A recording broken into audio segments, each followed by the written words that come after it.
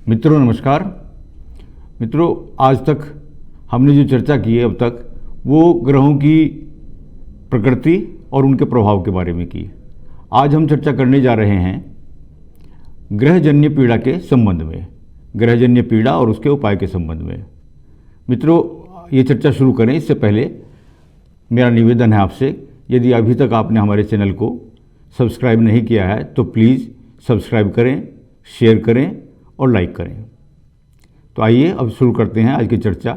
मित्रों, उपायों के संदर्भ में जानने से पहले, उनकी व्याख्या करने से पहले बहुत आवश्यक होगा कि जिसके उपाय की हम बात कर रहे हैं उन समस्याओं को हम जान लें कि वास्तव में प्रॉब्लम क्या होती हैं, ग्रहों के द्वारा क्यों होती हैं, कैसे होती हैं, कब होती हैं, कहाँ होती हैं और उनसे मनुष्य कैसे प्रभावित होता है। जब तक हम समस्या के बारे में नहीं जानेंगे तब तक हम उसका उपाय क्या करेंगे। तो समस्या जहाँ तक है, मुझे याद पड़ता है कि गोस्वामी तुलसीदास जी ने समस्याओं के बारे में लिखा है कि दैहिक दैविक भौतिक तापा राम राज्य काउई नहीं व्यापा।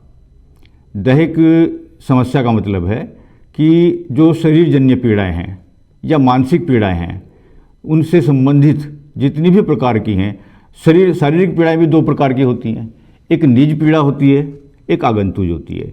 निज व्याधि का मतलब है कि शरीर में वात पित्त कफ से जो प्रभावित या उत्पन्न जो समस्याएं हैं या व्याधियां हैं, जो बीमारियां हैं, वो निज व्याधियां कहलाती हैं। आगंतुज का मतलब है जो बाहर से लगने वाली बीमारियां हैं, जैसे जिसे आजकल एलोपैथी में इन्फेक्शन कहते हैं, हमारे यहाँ हिंदी में उसे संक्रमण कहते हैं। जो संक्रमित बीमारियां हैं या व्याधियां हैं वो आगंतुज व्याधियों में आती हैं, या चोट चपेट है या एक्सीडेंट है, ये सब इस तरह की जो व्याधियां हैं वो आगंतुज व्याधियां हैं। तो शारीरिक व्याधियों में या दैहिक व्याधियों में, दैहिक ताप में ये सब बीमारियां काउंट होती हैं। दैविक में ग्रहजन्य पीड़ा, पितरों से संबंधित पीड़ा, देव से गंधर्व से जन्य पीड़ा, जो व्याधियां होती हैं वो सब व्याधियां दैविक में आती हैं। और दैविक के बाद में आता है भौतिक ताप, जो है वो सामाजिक समस्याओं से संबंधित होती हैं। हमारे समाज में लोगों से, मित्रों से, हमारे माता से, पिता से, बहन से, भाई से, बेटे से जो संबंध हैं, उनसे उत्पन्न जो समस्याएं हैं उनको हम जो है सामाजिक समस्याओं में या भौतिक ताप के संदर्भ में देखते हैं। तो इन तीनों ही प्रकार की समस्याओं को हम जब तक बहुत अच्छी तरह से इनका अध्ययन नहीं करेंगे कि हमारे जन्म कुंडली में कौन सा ग्रह कहाँ बैठा हुआ है और वो वहाँ बैठकर हमारे कुंडली के कौन से घर को प्रभावित करके हमारे जीवन में उस समस्या को उत्पन्न कर रहा है, या हम यूँ भी कह सकते हैं कि ये समस्या आपस में अन्योन्याश्रित होती हैं। ग्रहजन्य पीड़ाएं हैं तो वो शारीरिक पीड़ा भी कर सकता है, वो मानसिक पीड़ा भी कर सकता है, वो सामाजिक पीड़ा भी कर सकता है, वो दैविक पीड़ा भी कर सकता है। लेकिन ये होंगी सब समस्याएं जितनी भी हैं वो सब ग्रहों से जन्य होंगी।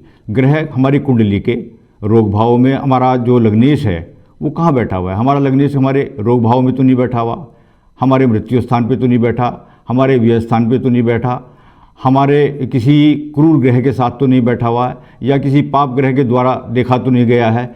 इस प्रकार से जब हम अध्ययन करते हैं और हमारे घर के कौन से, हमारी कुंडली के कौन से घर को प्रभावित करके हमारे जीवन के कौन से क्षेत्र को प्रभावित कर रहा है, हमारे सामाजिक क्षेत्र को प्रभावित कर रहा है, हमारे शारीरिक क्षेत्र को प्रभावित कर रहा है, हमारे मानसिक क्षेत्र को प्रभावित कर रहा है, तो जब हम ये बात जान लेंगे कि कौन सा ग्रह प्रभावित कर रहा है, किस समस्या को उत्पन्न कर रहा है, तभी हम उसका निराकरण कर पाएंगे।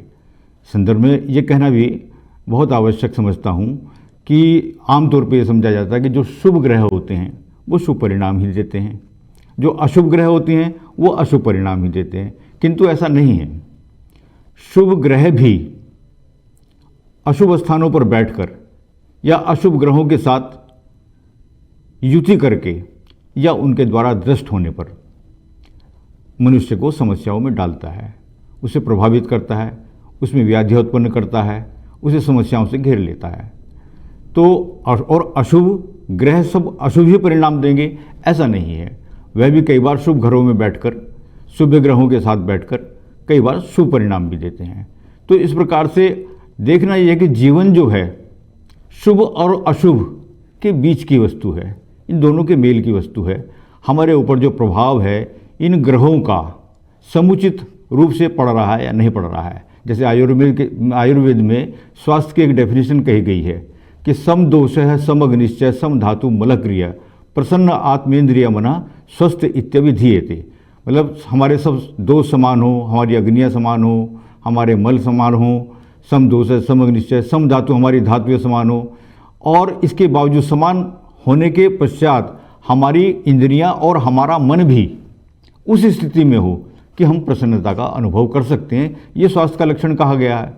तो इसी प्रकार से जो मल है और जो दोष हैं उनकी भी शरीर के अंदर स्वस्थ रहने के लिए जैसे समुचित उपस्थिति बताई गई है, ऐसे ही जो पाप ग्रह हैं और जो शुभ ग्रह हैं उनका एक ऐसा अनुपात मनुष्य के जीवन में, उनका एक अनुपात होने के पश्चात ही मनुष्य का जीवन जो है वो समुचित व्यवस्था में चलता है, स्वस्थ रहता है, या कि उसके परिणाम शुभ होते हैं। ऐसा नहीं है कि अशुभ ग्रह नहीं होंगे तो शुभ ग्रह होंगे तो शुभ ही ग्रह जो सारे शुभ परिणाम करेंगे, नहीं नहीं, शुभ ग्रह भी अशुभ परिणाम करते हैं स्थिति विशेष के कारण, और अशुभ ग्रह शुभ परिणाम भी करते हैं। देखना ये होगा कि वो कहाँ बैठकर क्या स्थिति उत्पन्न करते हैं, किस तरह की समस्याएं उत्पन्न कर रहे हैं जीवन में, किस तरह का सुख दे रहे हैं, किस तरह का दुख दे रहे हैं।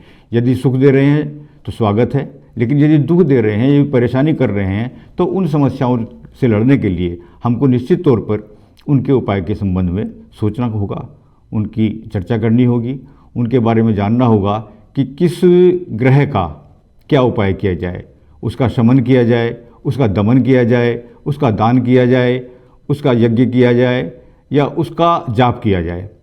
जैसी भी स्थिति ग्रह की होगी और जिसके द्वारा उसका शमन होगा वही उपाय हमें लाना पड़ेगा, करना पड़ेगा, तभी हम जो उससे लाभान्वित हो पाएंगे। मित्रों, मैं समझता हूँ आज के लिए पर्याप्त है, क्योंकि आज हम सिर्फ समस्याओं के बारे में चर्चा करनी उचित समझते हैं, क्योंकि विषय बहुत लंबा हो जाएगा, क्योंकि समाधान जो है वो एक से अधिक हैं। समाधान जो है औषधि के द्वारा, यंत्र के द्वारा, मंत्र के द्वारा, तंत्र के द्वारा, यज्ञ के द्वारा, जाप के द्वारा, असंख्य चीज़ें हैं जिससे मनुष्य को स्वस्थ करने के लिए, प्रसन्न करने के लिए, उसकी समस्याओं को दूर करने के लिए इन सब का सहारा लेना पड़ता है।